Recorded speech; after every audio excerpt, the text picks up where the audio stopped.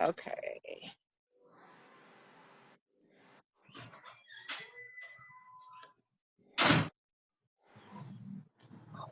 Hello. Okay. Hey, Lanika. All right, it's 6 o'clock. Hey, let's see. Beautiful. Okay, I think everybody. Okay. Do we have any more coming on? I don't know. You went Oh, live. shoot. Yeah, I did go live. Yeah. Hold on. Wait. So we have 2 people. Okay. Or is it? Yeah, that's right. Okay, I guess we're going to get started. Reba. Reba. Reba is frozen. Let's see. Okay, go ahead, Reba. Okay. Jennifer and whoever else is on here. I am Reva Brooks. I have 2 children that I homeschool, ages 12 and 7, and I'm a single parent. And yeah, that's what I do. And okay, who's Okay. next? I'm Lanika Portis. I have 3 children. I have their ages are 14, soon to be 12, and a 5-year-old. And I was partially homeschooling for 4 years. They were in regular school up until about 5 years ago. Then we did part-time homeschool, and this past year was my first time full-time homeschooling. I am married, and I work from home. Okay, Miss Sheila. Where is Miss Sheila? I Is think she she, on here? yeah, I see her. I don't see her. Yeah, I see her name, but I don't see her. Okay, well, Miss Trinita, you can go, Miss Johnson. Hello, I'm Trinita Johnson. I have been homeschooling for over 15 years. I've graduated too. I have a sophomore in college and a freshman in college now from homeschooling. I have a 17-year-old and a dyslexic 13-year-old that I have homeschooled up to this year. So this has been our first hybrid year, half homeschool, half in school. Um, that's me. A business owner, independent contracting tutor, and I own a couple businesses. But other than that, I'm here to help. Yay. And I think some of the questions that were asked with homeschooling were, is it affordable? Like, can you do it on any budget?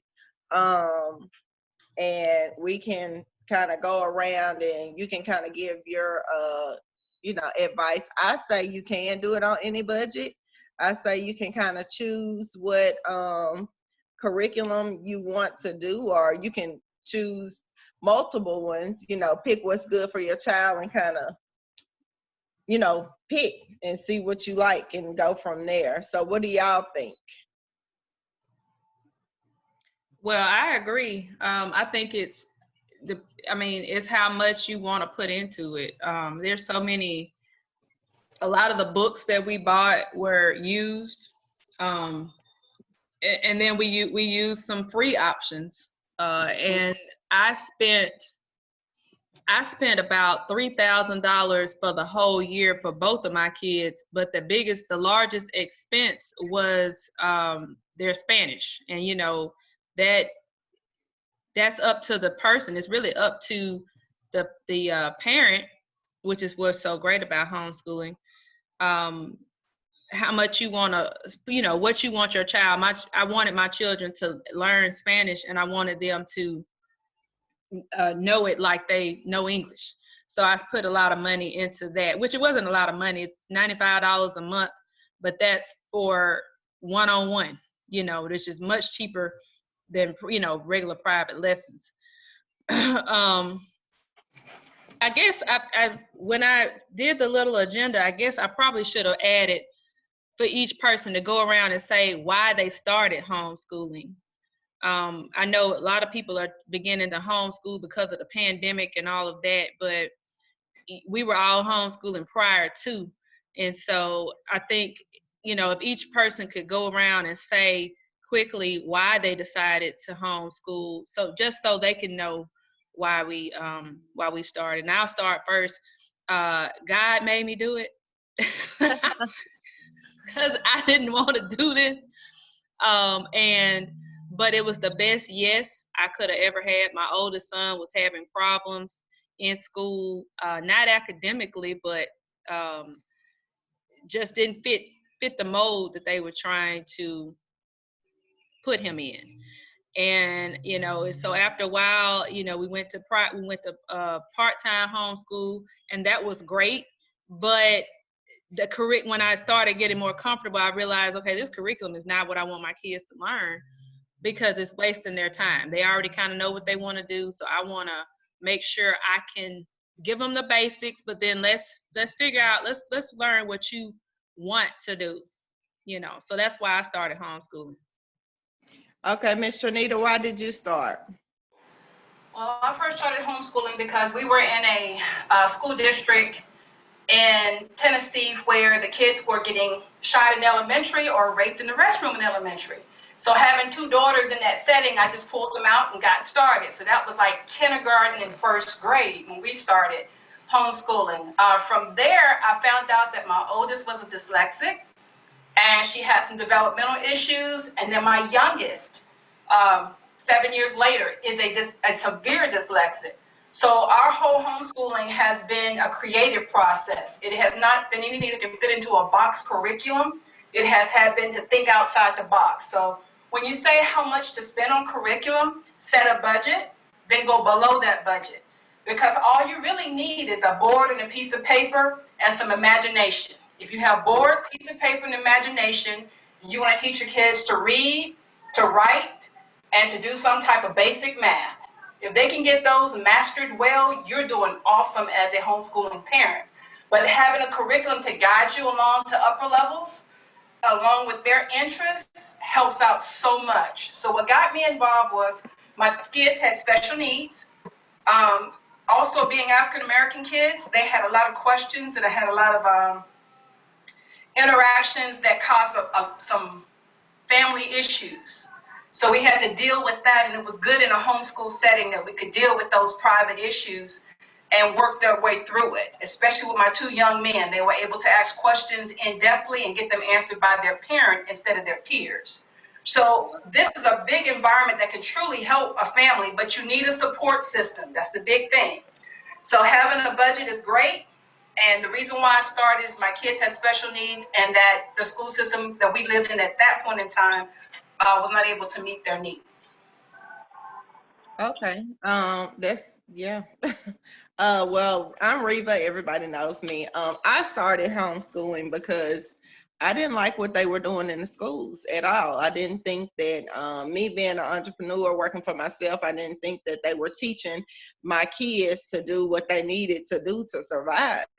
And, I saw other homeschool students that thrived in certain areas. Like my daughter wants to be a chef, and the kids that were really doing it, they were homeschooled so they could focus on what they needed to do to make their dreams and goals come true. And even just with being away from your children, I have a 21-year-old, and that time got away from me fast. You know what I'm saying? So when you look at it, I didn't want anybody else raising my children. Nothing against teachers. I think teachers have one of the hardest jobs a person can have, but at the same time, I believe that the parent has the best interest for the child.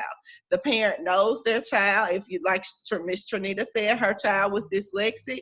Like Lanika said, her child, it was just something that they didn't like that her child was doing. So with your child, you know what your child needs, what your child deserves, and with homeschool, you can give your child exactly what they need and deserve to prosper without the bullying, without the worried about Jordans or your true religions or whatever you got on less the whole distractions. less distraction. Yeah. The cell phones. My kids, no, I'm not doing it. For what? You know what I'm saying? But it you know, for parents, sending your child to school, that is such a big deal. Like, oh, you don't have no cell phone, or you don't have these shoes, or you don't have. So I wanted less distraction for my children, and I think it was one of the best decisions I could have made. I started 3 or 4 years ago. I don't know. It's been a while now, but And speaking of that, I'm sorry to interject, but let's go back to the budget. Those who were worried about the budget, because you're having to buy Jordans and you're having to buy all this stuff, your budget for just regular school just went up here. So you can use your Jordan money and put them in, you know, do something that's gonna actually help your child. And nobody's gonna be there to say, "Oh, you got the what did you call them, Reba? You called my baby shoes some one day." Oh, some buddies, probably. Yeah, you call my baby shoes some buddies. My 3-year-old, she was saying he got some buddies on. So, but anyway, you don't have to worry about anybody saying, "Oh, your child has some buddies on," because who cares, you know? So think about that when you're saying, "Oh, I can't afford it," but all the stuff you have to buy for them to even go to school. Just think about that. You would invest that back into their education, and it's going to be so much better. Also, the peer pressure in school, and peer pressure with being adults. As adults, we have a lot of peer pressure on us as well. But imagine kids going to school with just the peer pressure. You know what I'm saying? So it's just a lot. So that's why, you know, I think I decided to homeschool. Lanika, what was that next question that everybody had? Oh, did Miss Sheila is she on? Miss Sheila, I didn't see. Oh wait, where is Miss Sheila? Hey, Tam. Okay, good. I see you, Tam. Oh, we have quite a few people on here. I'm sorry, I didn't see it. I didn't see. I don't know. You know, she's in Terry, so her phone is crazy. Okay. So we'll just go on with the next question. Okay. Sorry, y'all. Let me pull it up. All right. So, single parent. Oh, I'm sorry. And it. Did we add answer your questions about budget? Does anybody have a quick question? Did we kind of, and we can do this again. I'm open to doing it because I really want to help as many people as I can because somebody helped me see the light. And so we can do this later. If y'all have any questions, y'all can email them or put them in the chat. If y'all know how to use the chat, put them in the chat. If we have time at the end, we'll go through them. But the next topic is single parent homeschooler. Reba? Okay, right. Okay, well, I am a single parent. I think it can be difficult being a single parent. I think my situation is different, but I still think that a single parent can do it. You have to prioritize a little bit. You know, you can probably hire. So what I do is I have Miss Sheila, who I love dearly, and my other friends who help me with my school. So Miss Sheila really does everything. She does all of the work, and I just do basically electives. Like if my kid wants to do, she does cooking classes, or you know what I'm saying. So I can't really just say I'm homeschooling. You know what I'm saying? Well, that goes back to what you said, what we discussed yesterday, because me and Reba and I talk about homeschooling probably every day, 2 and 3, 4, 5 times a day. We talk about homeschooling. Yeah. And what the revelation I had yesterday was, I don't even like that term. I like to say you are taking charge of your child's education. That is what you're doing. You're taking the control back. You don't have to be the one up there teaching, but you can use your resources. You can use, I mean, they have so many different, we just had a question about a list of suggestive curriculums, which we'll talk about, but there's so many others because, you know, I'm the kind I can teach mine. I was a teacher, and I'm I didn't like it, but I can do it. But I can do that. Everybody can't do that, but you have options. You have options, and so that's what it is. It's taking control of your child's education. And so if you have to use someone like Miss Sheila, Miss Sheila, where you at, Miss Sheila? I'll see you. If you need to use someone like Miss Sheila, that's fine, because you still have say in your child's education, and you will know if something is not working. If this math is not working, let's try something else. You can't do that in regular school. You're gonna learn whatever they tell you you're gonna learn, and that's it. If your child, I got to choose what books my child read for literature. They weren't just reading about a bunch of dead white people. I chose books that I knew was going to just keep their interest, and it really made a huge difference. What were you about to say, Trinita? I heard Trinita was about to say something. I just want to say, as a homeschooling parent, if you're the lead homeschooling parent, you are a single parent, okay? Homeschooling for 15 years, you got it in the box by yourself. Listen, Trinita, that was so real right there. Yeah. That was so real. Just want you to know, moms, if you're going to be the main homeschooling parent, it's going to be just you. So you're going to feel like a single parent. Dad will come in to probably say encouraging words to you. Dad will sometimes be the principal, not normally. You're normally the principal also. You're going to have to delegate things out. So I would say if you're going to be, everything you do is like you're by yourself. So set up a plan and then scale your plan down. Because if you're doing it by yourself and you have multiple kids, it can be huge quick.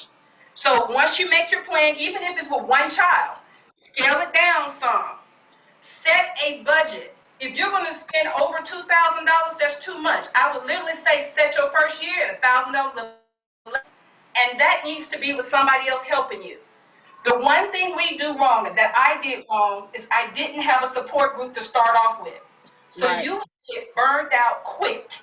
If you don't have a support group. Let me just say this. Everybody on here, we can be each other's support group. That's why we're here.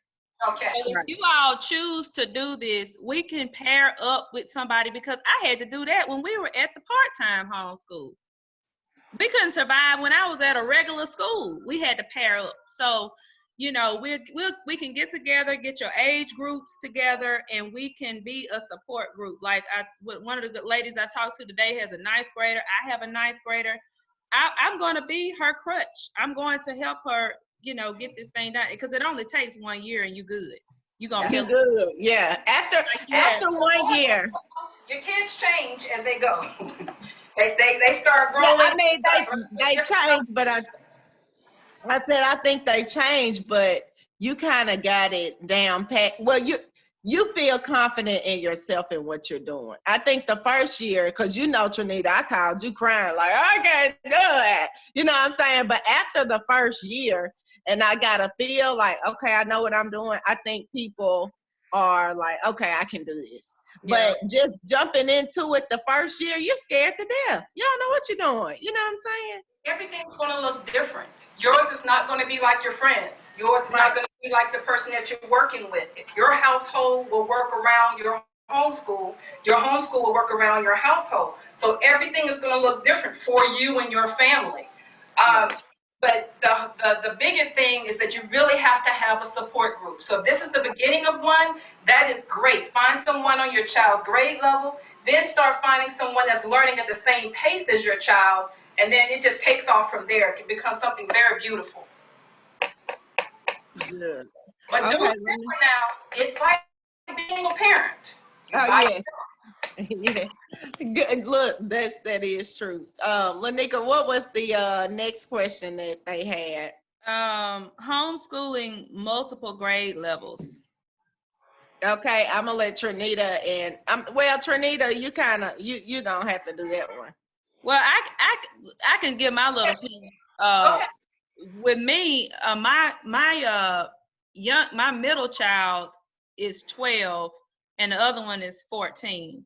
The middle child, she was blessed to hear a lot of stuff, and so she picks up on a lot of stuff. So I was able to bump her up to the 14-year-old level.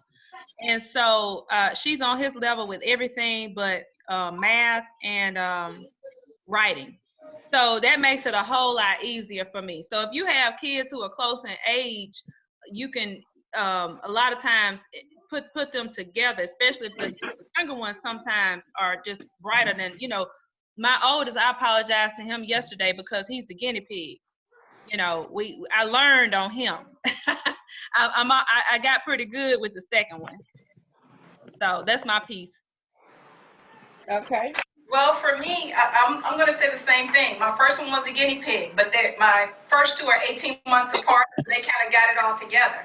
I have one that's a self-starter and one that you have to pull. I mean, literally pull. So you have to find your happy medium. As a family, since we have four in my family, at that time we would do all science together and all history together as a family. But then again, we had math on grade level, and I would just teach one consolidated math class and then start breaking it down to everybody's level. But when we were together, we all had math at the table together. That just made life simpler. We would read out loud together and talk about it. After talking about it, those who could write or have a writing lesson, they would write about it. And at that point, I would teach paragraph structure or whatever you need to teach for grammar. So you can do it all at the table at one time if you have multiple level students for each of the 5 major subjects. That's reading, writing, arithmetic, recitation, history and science, all of that. Make it as simple as possible. But the only two you have to break down in grade level really is math and some English grammar. I think English grammar can be taught across the board for everybody. But sometimes you have to do it differently when you have dyslexic students or students that are a little challenged in that area. So, as that go, yes, you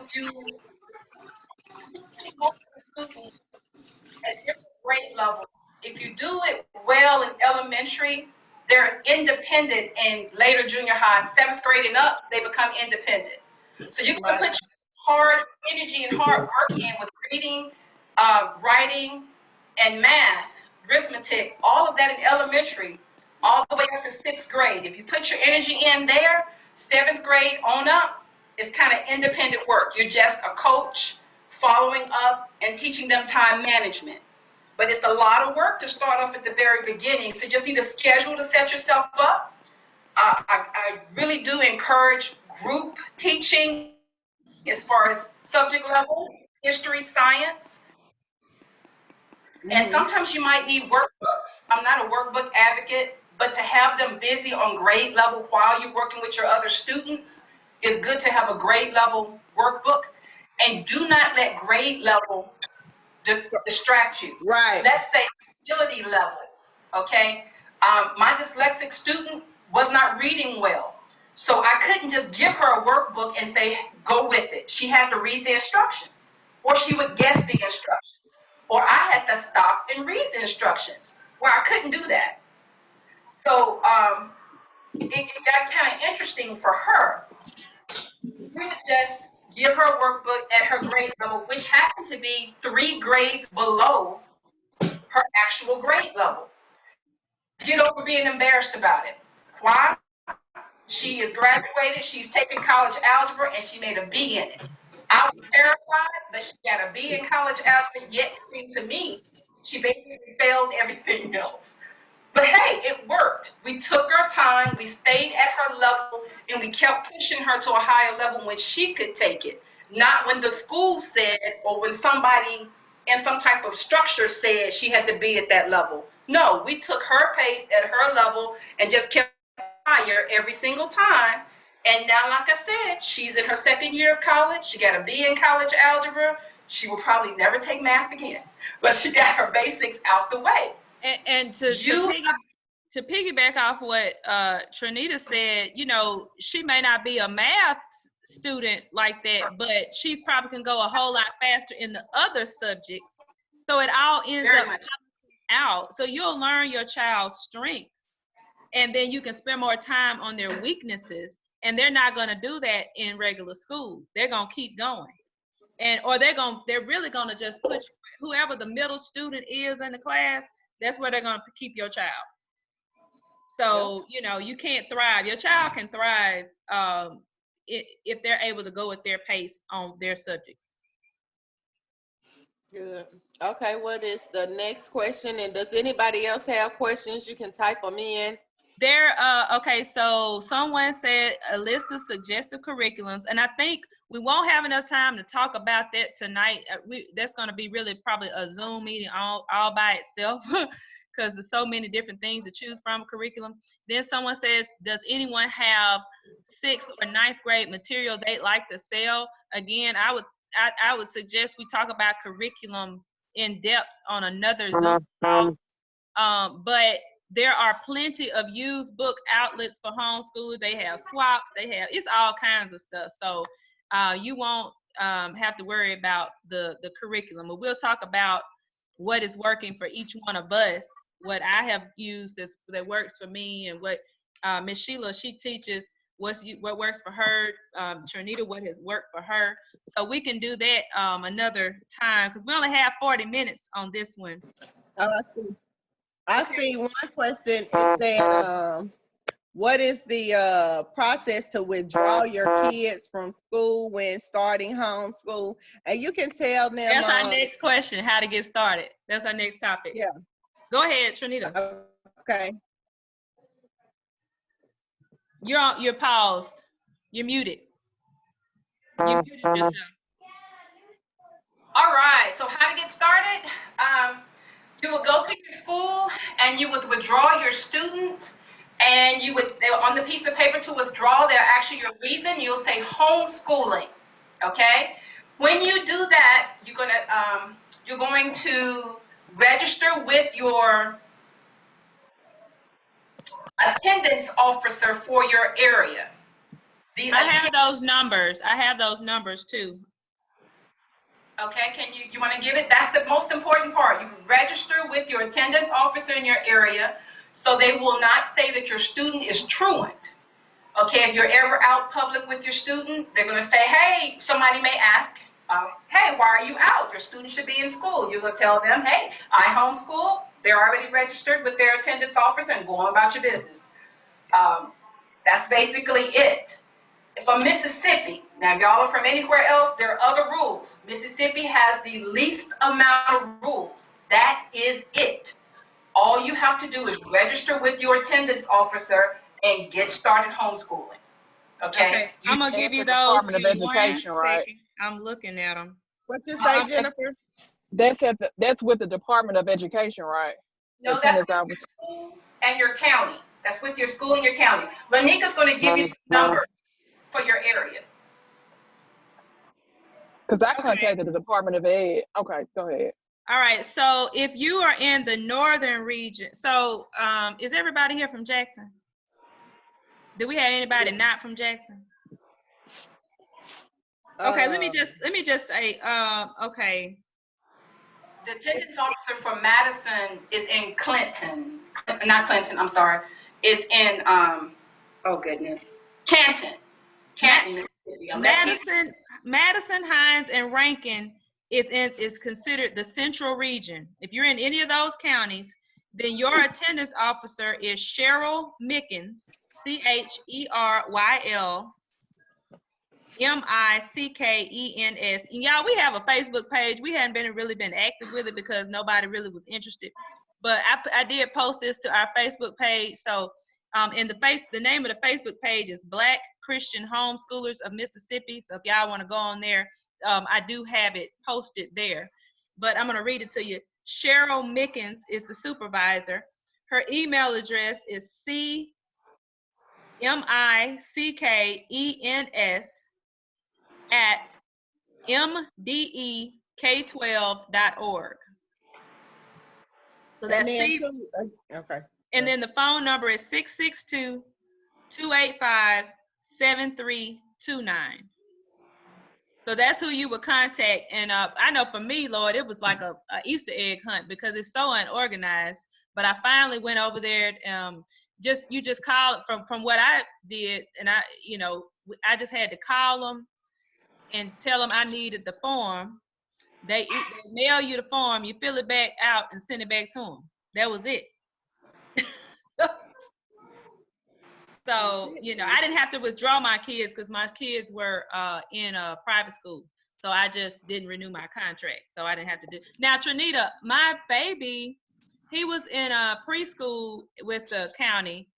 Do I need to withdraw him if he hasn't been registered? Okay. Withdrawing really happens with high school students and junior high students because you're starting to build a transcript. Right, So right. every day you're absent, if you haven't withdrawn your student, that sticks with them on their transcript. You want to withdraw your junior high school student from the school, they'll give you the process. And it's normally just signing a piece of paper and then going to register them with the attendance officer. That's it. That's the only process you have. Some states you have to join a group. Other states you have to pay a fee. Other states you have to join the Homeschool Legal Defense Fund. Mississippi, you don't have to do that. Those are all options for you. But you do have to register, with the attendance officer. That's your only requirement. Right. Now, I'm typing the email up in the chat. Oh, So okay. y'all can grab it from there. And then Jennifer just sent me everything with the supervisor's name. I'm gonna share it on my Facebook page. So the people who if you want to go back and look at it, you can and call the number you can. So yeah, there we go. I just shared it. Thank you, Jennifer. Thank you. Okay, is there any other questions? Like, what I seen somebody put another question, but I can't figure out how to do this stuff. Hold on. Rankin County. Oh, Hattiesburg. Oh, hey, Hattiesburg. Hattiesburg in the house. I know, we're reaching far and wide. Okay, hold on. I'll look and see. What county is that? What county is Hattiesburg in? Forest County. Yeah, Forest. Mm-hmm. Okay, I don't know if I can see it on this. Let's see. You can easily, like I said, call your school and just ask for your attendance officer for that area. And they should have easily give it to you. Yeah, I can't really see the picture well on my phone, but yeah, you could do, like I said, do what Trinita is saying, and also go on that Facebook page, and you should be able to see it better there because it'll have who your it's got it by county on there, but I just can't really see it that well on my phone. Yeah. Okay, any other questions? Kelly, Cece, Ashley, anybody? Jennifer? Shalandria? Okay. Y'all can thank y'all for the questions. So that was the how to get started, and then I guess next you would pick your curriculum and then get set up a schedule. We didn't put that on there, but I can say we got 7 minutes left. So for me, I'm pretty strict on my schedule. So my kids wake up at 6:30 to do their chores, and then they have to be ready for Bible. We start with Bible devotion at 8 o'clock. So they're down, and then we homeschool year round as well with math and Spanish.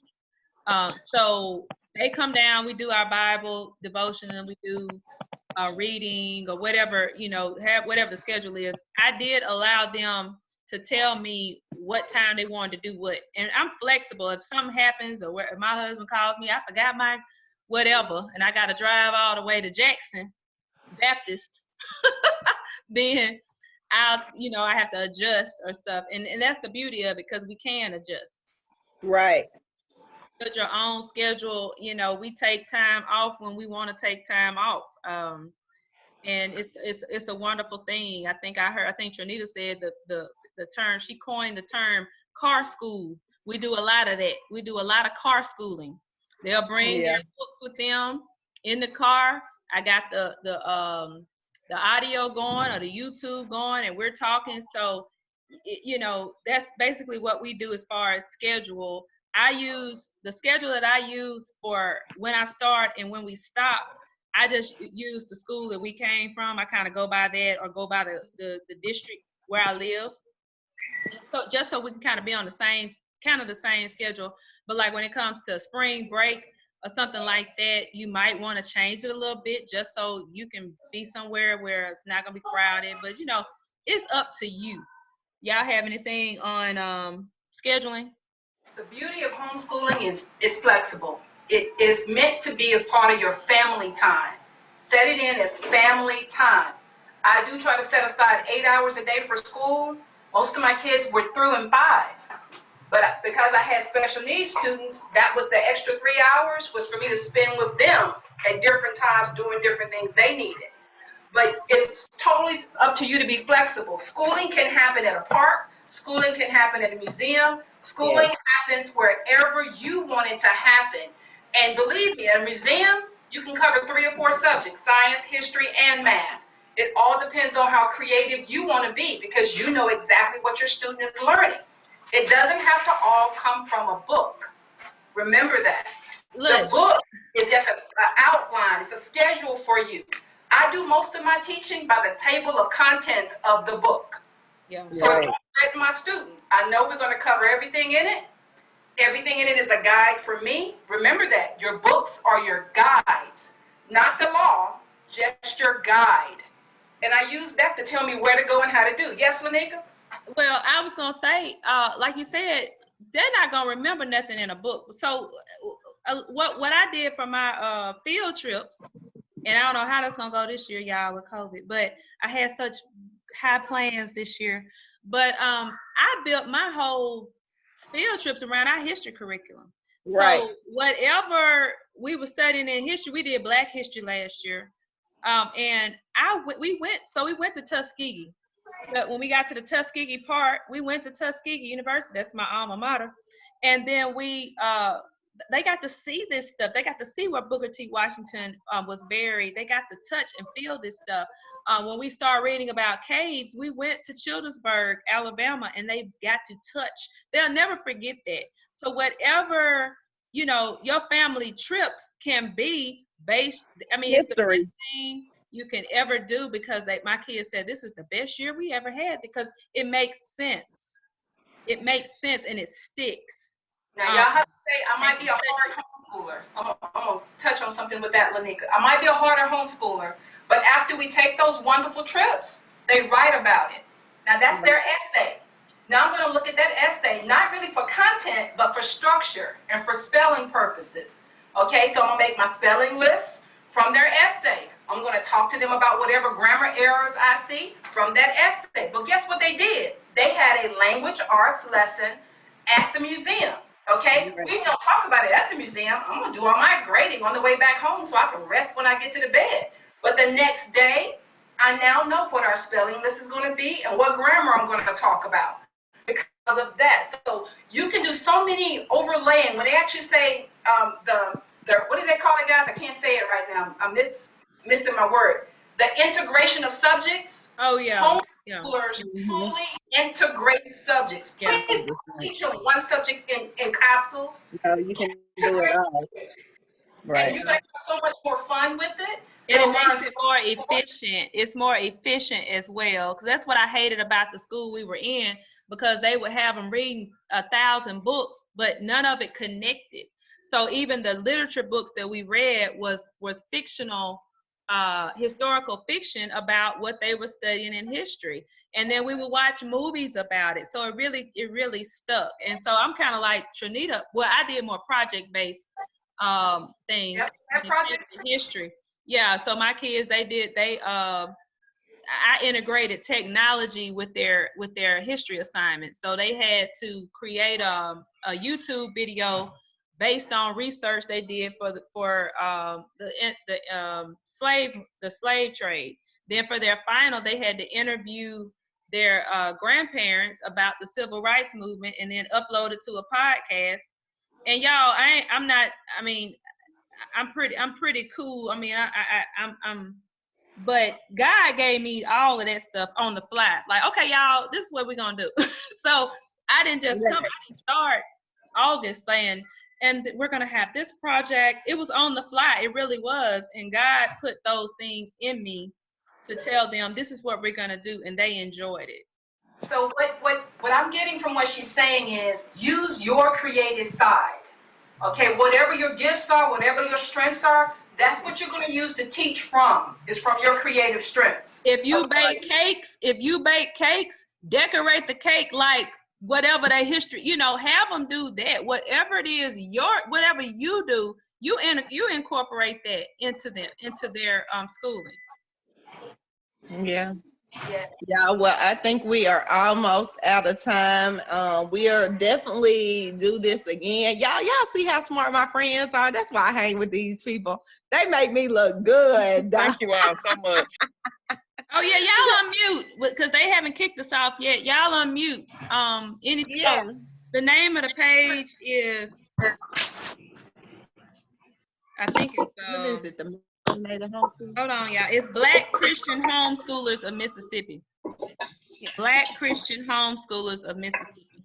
And then I'll post it on my Facebook page, y'all. And then we'll try to get some more information out and then share it to some people, because I've had so many people call me today about homeschooling and just trying to get started. So if you are interested and you want to get started and you know your kids are not going back, we really don't have long. You got a couple of weeks to go on and get this paperwork in, and so we can help you the best you can. I'm off of work for a month. I got 1 month, so you know I can help you the best I can, and you can just text us, or I think everybody on here has my number, or you can look on my Facebook page under Gojo Brooks, and we can kind of go from there. So I'm excited about, some of the people that are homeschooling and the people that are thinking about it.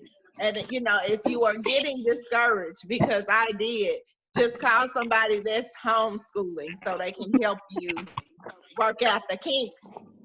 Quick, real quick, Reba, we need to know some topics. We know curriculum, y'all want to do that, but give us some more topics that you would want to know about, so that way we can get it together ahead of time. And email your questions.